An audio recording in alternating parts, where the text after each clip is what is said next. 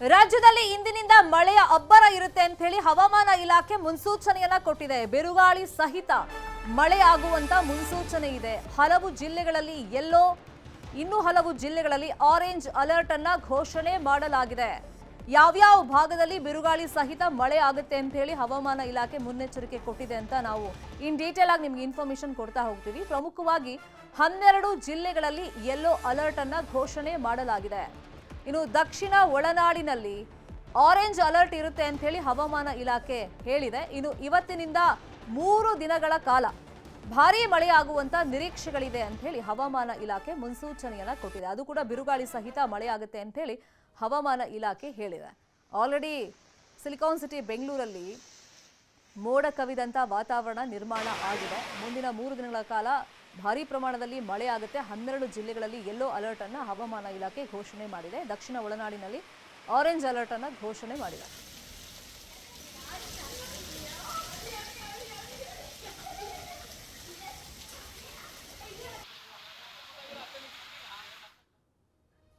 ಇನ್ನು ಕೋಟೆನಾಡು ಚಿತ್ರದುರ್ಗ ಜಿಲ್ಲೆಯಲ್ಲಿ ಹಲವೆಡೆ ವರುಣನ ಆರ್ಭಟ ಜೋರಾಗೇ ಇದೆ. ಕಳೆದ ರಾತ್ರಿ ಸುರಿದಂತ ಭಾರೀ ಮಳೆಗೆ ಚೆಕ್ ಡ್ಯಾಂ, ಕೆರೆ ಕಟ್ಟೆಗಳು ತುಂಬಿ ಹರಿದಿವೆ. ಹೊಸದುರ್ಗದ ಕೆಲ್ಲೋಡು ಬಳಿಯಲ್ಲಿ ವೇದಾವತಿ ನದಿ ಮೈದುಂಬಿ ಹರಿತಾ ಇದೆ. ಕಡದಿನ ಕೆರೆ ಗ್ರಾಮದಲ್ಲಿ ಮಳೆಗೆ ರಸ್ತೆ ಕೊಚ್ಕೊಂಡು ಹೋಗಿದೆ. ಕೊರಟಿಕೆರೆ, ಬಾಗಶೆಟ್ಟಿ, ಚೌಳಹಿರಿಯೂರು ಸಂಪರ್ಕ ಕಟ್ಟಾಗಿದೆ. ಮೊಳಕಾಲ್ಮೂರು ತಾಲೂಕಿನ ಮೇಗಳ ಕಣಿವೆಯಲ್ಲಿ ಜಲಪಾತ ಸೃಷ್ಟಿಯಾಗಿದೆ.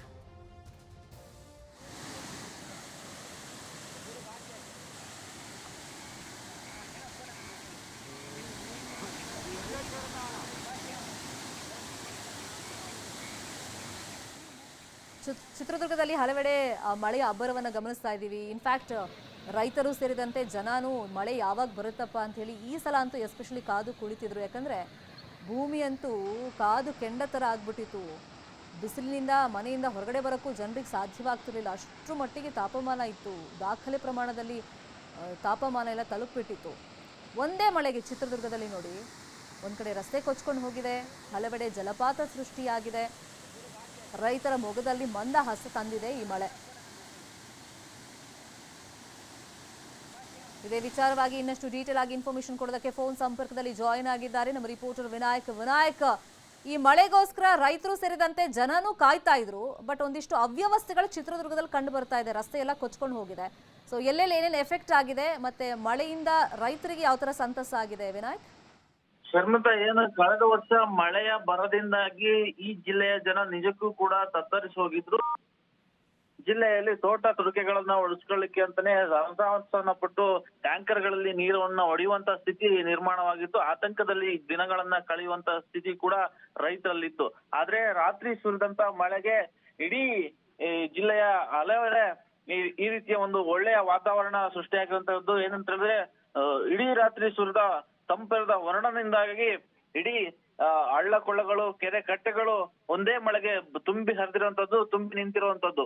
ಇದು ಕೇವಲ ಒಂದು ಖುಷಿ ವಿಷಯವಾದ್ರೆ, ಮತ್ತೊಂದು ಕಡೆಗಳಲ್ಲಿ ಈ ಒಂದು ಹೊಸದುರ್ಗ ತಾಲೂಕಿನ ಕಡದಿಗೆರೆ ಅಂತ ಒಂದು ಗ್ರಾಮದಲ್ಲಿ ಒಂದು ಸಂಪರ್ಕ ರಸ್ತೆ ಕೊಚ್ಚಿ ಹೋಗಿರುವಂತದ್ದು. ಇದು ಸುಮಾರು ಅಲ್ಲಿಯ 3-4 ಹಳ್ಳಿಗಳಿಗೆ ಒಂದು ಸಂಪರ್ಕವನ್ನ ಕಡಿತಗೊಳಿಸಿರುವಂತದ್ದು. ಇಷ್ಟು ಈ ಜಿಲ್ಲೆಯ ಜನರಿಗೆ ಒಂದು ಖುಷಿಯ ಜೊತೆ ಮತ್ತೆ ಒಂದಷ್ಟು ಅವಾಂತರವನ್ನು ಕೂಡ ಸೃಷ್ಟಿ ಮಾಡಿರುವಂತದ್ದು. ಇನ್ನು ಮೊಳಕಾಲ್ಮೂರಿನ ಕಣಿವೆ ಬಳಿ ಒಂದು ಜಲಪಾತವೇ ಸೃಷ್ಟಿಯಾಗಿರುವಂತದ್ದು. ಇದು ರೈತರು ಮತ್ತೆ ಸಾರ್ವಜನಿಕರ ಮೊಗದಲ್ಲಿ ಮಂದಹಾಸವನ್ನ ಸೃಷ್ಟಿ ಮಾಡಿರುವಂತದ್ದು. Sharmita, fine, thank you Vinayak. ಈ ಕ್ಷಣದ ಅಪ್ಡೇಟ್ಸ್ಗೆ.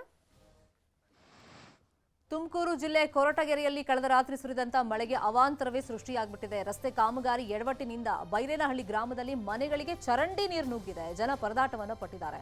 ಅಪಾರ ಪ್ರಮಾಣದಲ್ಲಿ ದವಸ ಧಾನ್ಯ, ದಿನಬಳಕೆ ವಸ್ತುಗಳು ನೀರು ಪಾಲಾಗ್ಬಿಟ್ಟಿದೆ. ಹೆದ್ದಾರಿಯ ಎತ್ತರ ಹೆಚ್ಚು ಮಾಡಿ ಚರಂಡಿ ಕಾಮಗಾರಿ ಪೂರ್ಣಗೊಳಿಸದೇ ಇರೋದೇ ಈ ಅವಾಂತರಕ್ಕೆ ಕಾರಣ ಅಂತ ಹೇಳಿ ಸ್ಥಳೀಯರು ಆಕ್ರೋಶವನ್ನ ವ್ಯಕ್ತಪಡಿಸಿದ್ದಾರೆ. ಸ್ಥಳಕ್ಕೆ ಕೊರಟಗೆರೆ ತಹಶೀಲ್ದಾರ್ ಮಂಜುನಾಥ್ ಭೇಟಿ ಕೊಟ್ಟು ಪರಿಶೀಲನೆಯನ್ನ ಮಾಡಿದ್ದಾರೆ. ಇನ್ನು ಇದೇ ಊರಲ್ಲಿ ರಸ್ತೆ ಕುಸಿತದಿಂದ ಸಿಎನ್ಜಿ ವಾಹನ ಪಲ್ಟಿಯಾಗಿ ಚಾಲಕನಿಗೆ ಗಾಯ ಆಗಿದೆ.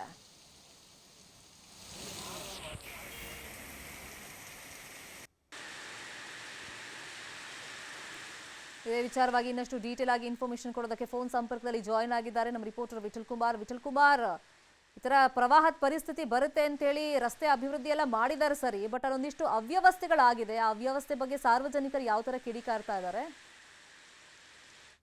ಉತ್ತಮ ಮಳೆಯಾಗಿ ರೈತರ ಮುಖದಲ್ಲಿ ಮಂದಹಾಸ ಮೂಡಿದ್ರೆ ಈ PWD ಮತ್ತೆ ರಸ್ತೆ ಕಾಮಗಾರಿ ಮಾಡುವಂತ ಕಾಂಟ್ರಾಕ್ಟ್ಗಳಿಂದ ಈ ಒಂದು ರೈತರಲ್ಲಿ ಮತ್ತೆ ಮನೆಗಳ ನಗರ ಪ್ರದೇಶ ಆಗಿರ್ಬೋದು ಮತ್ತೆ ಹಳ್ಳಿಗಳಲ್ಲಾಗಿರ್ಬೋದು ಅವರ ಮುಖದಲ್ಲಿ ಒಂದು ಹಿಂಸೆ ವಾತಾವರಣ ಬರ್ತಿದೆ. ಯಾಕಂದ್ರೆ ಇವರು ಸರಿಯಾಗಿ ರಸ್ತೆ ನಿರ್ಮಾಣ ಮಾಡದಲೆ ಅವೈಜ್ಞಾನಿಕವಾಗಿ ರಸ್ತೆಗಳನ್ನ ನಿರ್ಮಾಣ ಮಾಡಿ ಎಲ್ಲಂದ್ರಲ್ಲಿ ಅಗದು ಬಿಟ್ಟು ಇವತ್ತು ಏನು ಈಗ ನಿನ್ನೆ ರಾತ್ರಿಯಿಂದ ಉತ್ತಮ ಮಳೆ ಆಗ್ತಾ ಇದೆ. ಆ ಮಳೆ ನೀರು ಹೋಗೋದಕ್ಕೆ ಜಾಗ ಇಲ್ಲದೆ ಮತ್ತೆ ಆ ರಸ್ತೆ ಕಾಮಗಾರಿ ಅವೈಜ್ಞಾನಿಕವಾಗಿರೋದ್ರಿಂದ ರಸ್ತೆ ಬದಿಯಲ್ಲಿದ್ದಂತ ಮನೆಗಳು ಕೂಡ ನೀರು ನುಗ್ಗಿರ್ತಕ್ಕಂಥದ್ದು. ರಾತ್ರಿ ಪೂರ್ತಿ ಆ ಸುತ್ತಮುತ್ತಲ ಏನು ಕೊಟ್ಗೆರೆ ತಾಲೂಕಿನ ಬೈರನಹಳ್ಳಿ ಗ್ರಾಮಸ್ಥರು ಏನು ಪೂರ್ತಿ ಯಾರು ನಿದ್ದೆ ಮಾಡಿಲ್ಲ. ಮನೆಯೊಳಗೆ ಇರುವಂತ ನೀರ್ನ ಈಚೆ ಹಾಕೋದೇ ಅವರ ಕೆಲಸ ಆಗಿದೆ. ಜೊತೆಗೆ ಮನೆಯಲ್ಲಿದ್ದಂತ ಅಪಾರ ಪ್ರಮಾಣದ ದವಸ ಧಾನ್ಯ ಮತ್ತೆ ಬಟ್ಟೆಗಳು ಮತ್ತೆ ಡಾಕ್ಯುಮೆಂಟ್ಸ್ ಗಳೆಲ್ಲ ಸಂಪೂರ್ಣವಾಗಿ ನೀರಲ್ಲಿ ನಾಶ ಆಗಿದೆ ಅಂತ ಹೇಳ್ಬೋದು. ಈಗಾಗಲೇ ಏನೋ ಸ್ಥಳಕ್ಕೆ ಕೊಟ್ಗೆರೆ ತಹಶೀಲ್ದಾರ್ ಬೆಳ್ಳಂಬೆಳಗ್ಗೆ ಭೇಟಿ ಕೊಟ್ಟು ಈಗಾಗಲೇ ಎಲ್ಲಾ ರೀತಿಯಾದಂತ ಮುನ್ನೆಚ್ಚರಿಕೆ ಕ್ರಮಗಳನ್ನ ಯಾವ ರೀತಿ ಒಂದು ಕ್ಲಿಯರ್ ಮಾಡ್ಬೇಕು, ಈಗ ಆಗಿರೋ ಒಂದು ನಷ್ಟಕ್ಕೆ ಯಾವ ರೀತಿಯಾದಂತ ಒಂದು ಪರಿಹಾರಗಳು ಕೊಡ್ಬೇಕು. ಜೊತೆಗೆ ಏನೋ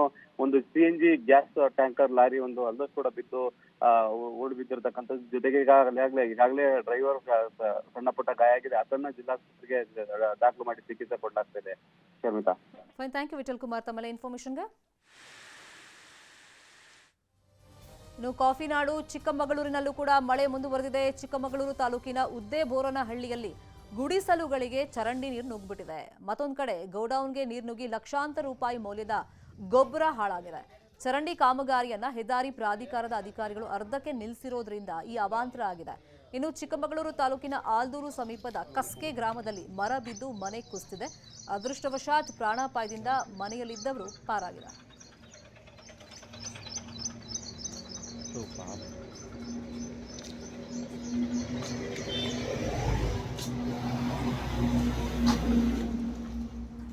ಇದು ಮೋಟ್ರಿಗೆ ಕುಡಿಬೇಕು, ಹಂಗೈತೆ ನೀರು.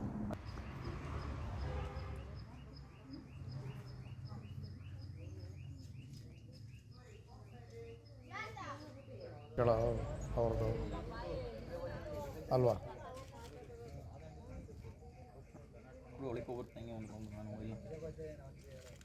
ಚಿಕ್ಕಮಗಳೂರು ಜಿಲ್ಲೆಯಲ್ಲೂ ಕೂಡ ಮಳೆ ಅಬ್ಬರ ಜೋರಾಗೇ ಇದೆ. ಮಳೆಯಿಂದ ಒಂದಿಷ್ಟು ಅವಾಂತರಗಳು ಸೃಷ್ಟಿಯಾಗಿದೆ. ಈಗ ಮಳೆಯಿಂದ ಅವಾಂತರ ಅಂತ ಹೇಳಿದ್ರೆ ತಪ್ಪಾಗ್ಬಿಡುತ್ತೆ. ಮಳೆಗಾಲ ಆರಂಭ ಆಗುತ್ತೆ ಅಂತ ಮೊದಲೇ ಗೊತ್ತಿರುತ್ತಲ್ವಾ? ಸೊ ಅದಕ್ಕೆ ಬೇಕಾದಂತ ತಯಾರಿಗಳನ್ನ ಸಂಬಂಧಪಟ್ಟಂತ ಇಲಾಖೆಗಳು ಮಾಡ್ಕೋಬೇಕಾಗಿತ್ತು. ಈ ಚರಂಡಿ ಕಾಮಗಾರಿ ಅರ್ಧಂಬರ್ಧ ಮಾಡಿರೋದ್ರಿಂದ ಚಿಕ್ಕಮಗಳೂರಲ್ಲಿ ಸಮಸ್ಯೆಗಳು ಉಂಟಾಗಿರೋದು.